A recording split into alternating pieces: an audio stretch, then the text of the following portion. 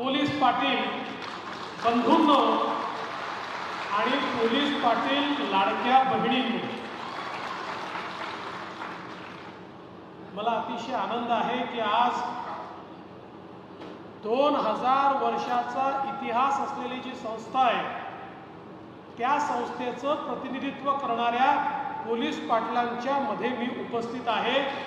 त्यामुळे पहिल्यांदा तर ही संस्था जिवंत ठेवली, जागृत ठेवली आणि समाजाची सेवा सातत्याने तुम्ही करता म्हणून तुम्हाला सर्वांना मी अतिशय विनम्र अशा प्रकारचं अभिवादन करतो।